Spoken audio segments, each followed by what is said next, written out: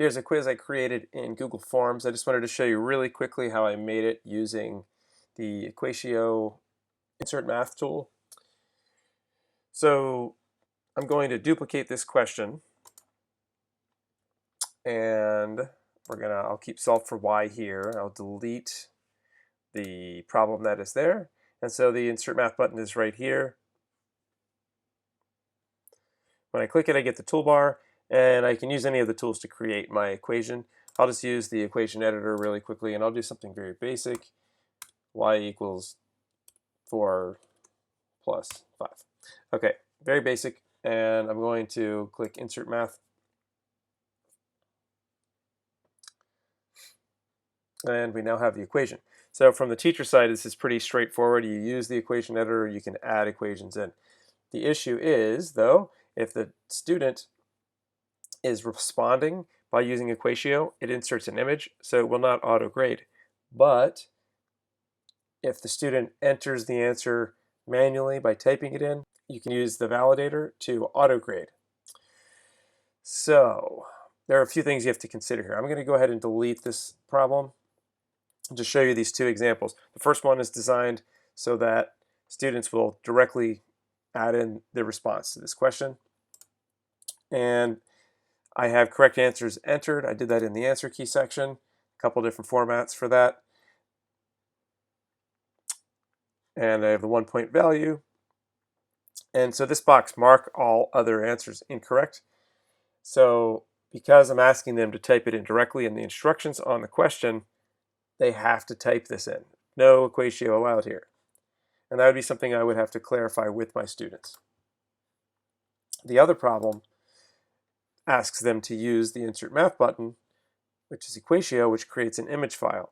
So in that case, I had some instructions telling them that it's auto-grading, they're going to get the answer marked wrong, and that I will have to manually look at it and decide if they got the answer right, and then release the grades.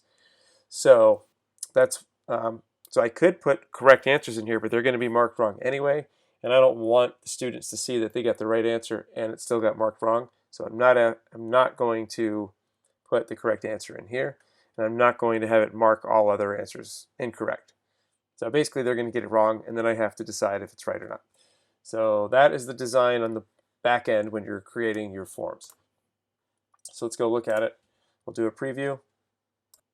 I had it include email address so that I could send the results to you when you take this for this sample. But with my students, I might not require an email address, just depending on the age and if it's appropriate, if I need it.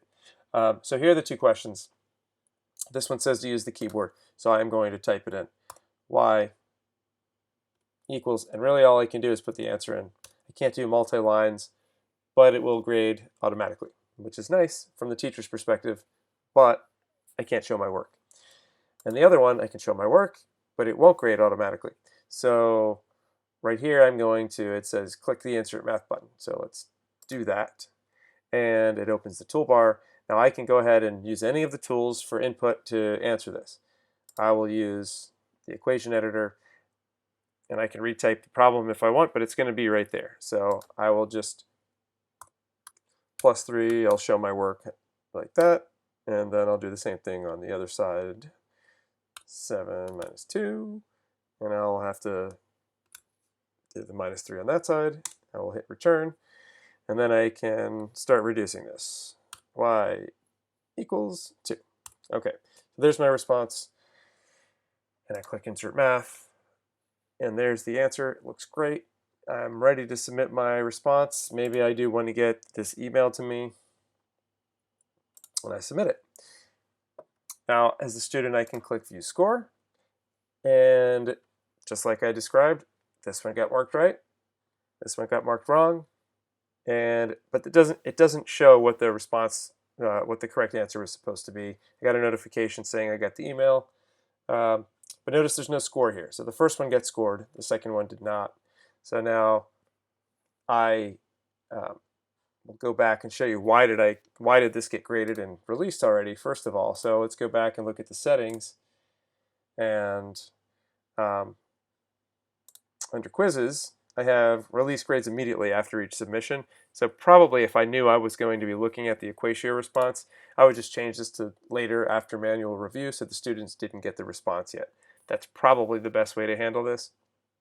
But if you do want it to auto grade so they can see how they did on the other ones, that would be fine as well. In this case, I'm leaving that on so that for the demo, everybody can see what happens when from the student perspective. And keep in mind with the email notification, none of your students will get that if they're not using email. So if they're below 13, they're not going to get any email, and if they're above 13, they have to be accessing their Outlook. Um, so, but they would still be able to see their grades in the form itself afterwards. All right, so I'm going to leave that setting like that, and then I'm going to go grade. So I'm going to go into the responses and go over to the individual, and I can go right here and look at the work and think, brilliant answer. And then I go over here and I give them their 1 point, and I click save, and it will now be a 2 out of 2, and I can go through all of the students and do that and then release the score.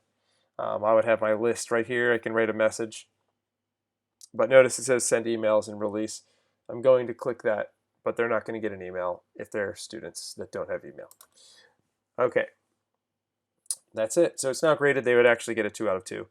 So EquatIO is really great for the teacher to be able to add stuff to the forms and for the students to respond. It's just that you have to understand how to manage that so that you are not giving students the false impression that they got everything wrong. And so most likely, like I said, go back to those settings and go to quizzes and release grades later. The 1-minute version of this could have just been me showing you to do that, but I wanted you to see how it all fit together. So that's it. Hopefully that will help if you're going to use Google Forms with EquatIO.